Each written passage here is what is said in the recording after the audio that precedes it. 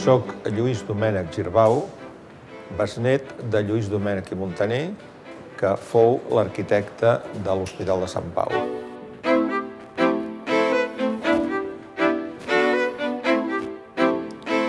Bé, quan desplego el plànol del conjunt de l'Hospital de Sant Pau, doncs desplego també una història general i una història familiar. Aquí van treballar Lluís Domènech i Muntaner, que va fer tota la primera part de l'hospital, però després, ja a partir dels anys 1912, etc., ja hi va treballar el seu fill, Pere Domènech Roura, que era el meu avi. Avui m'agradaria acompanyar-vos a fer una visita a l'hospital i us mostraré les parts més importants d'aquest gran conjunt del modernisme.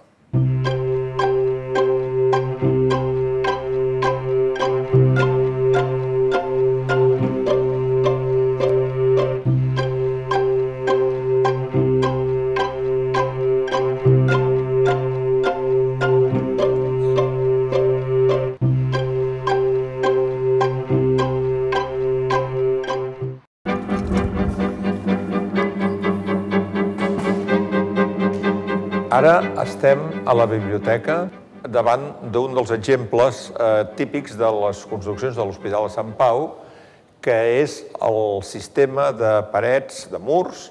i d'arcs que van descarregant a les cobertes i van formant els grans vitralls, aquests grans ventanals, que agafen unes mides, com es pot veure inclús des de fora al carrer, molt importants. I aquesta estructura d'arcs i de columnes, a més, provoca els arcs i contraforts, que es poden veure aquí dalt,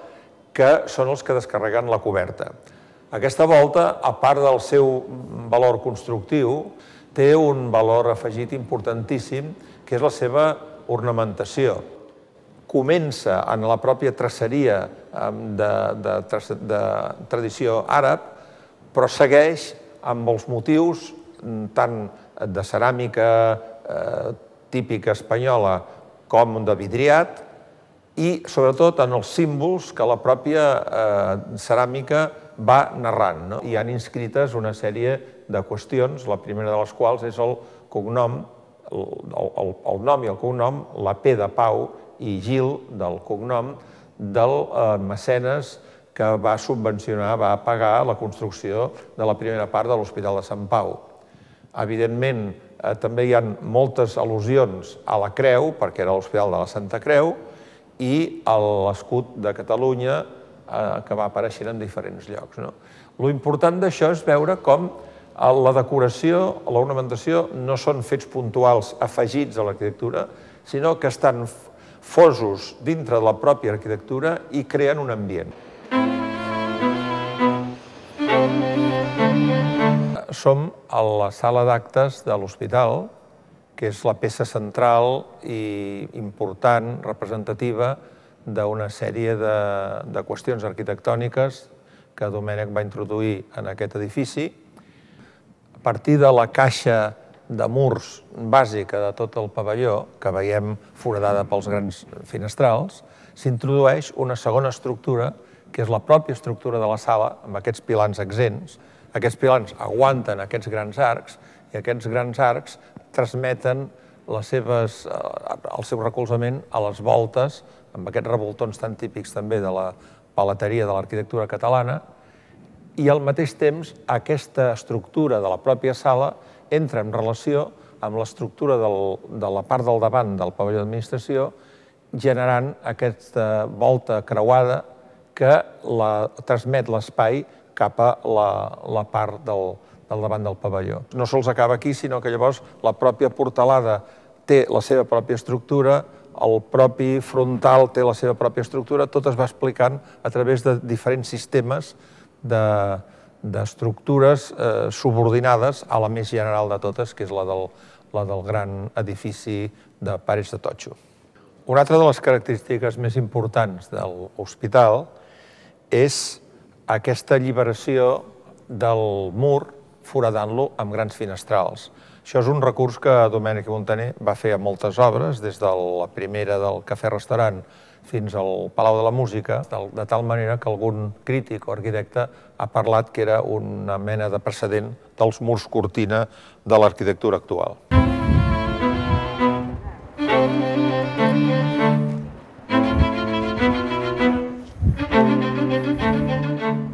Ara estem en l'espai central de l'Hospital de Sant Pau, al costat del pavelló d'operacions, de cirurgia, i davant d'un dels pavellons tipus. Aquests pavellons tenien l'aspecte d'una casa, d'una vila residencial, però en canvi anaven sent conformats segons una lògica de la seva utilització. Hi havia l'accés, després hi havia la sala d'espera al sota aquesta cúpula, i de la sala d'espera es passava a la gran nau de malalts, que estava situada en aquesta planta superior, mentre a la planta inferior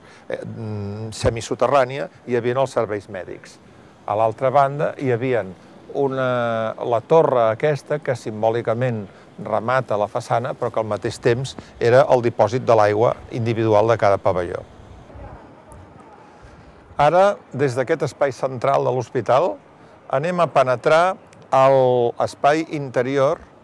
al sistema de venes que irriga,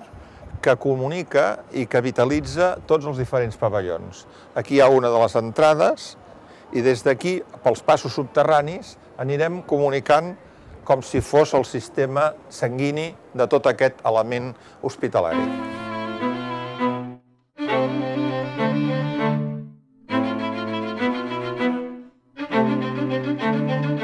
Estem sota dels passadissos, diguem-ne, sota l'hospital, els passadissos soterranis,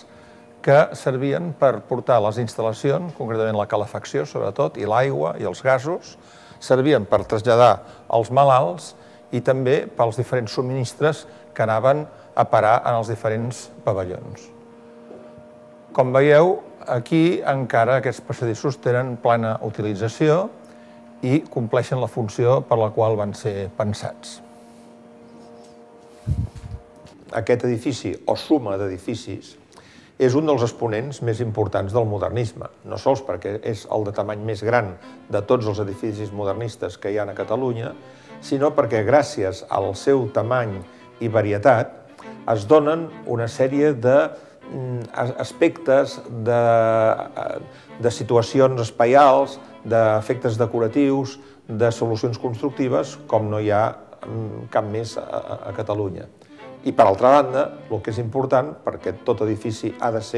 tenir un ús, és que és un gran hospital. Un hospital que ha traspassat una gran quantitat d'anys i que en aquest moment es troba a ple rendiment i, per tant, funciona com a institució sanitària.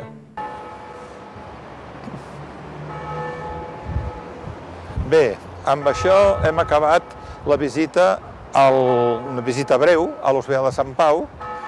que al mateix temps, com heu pogut veure, que és una institució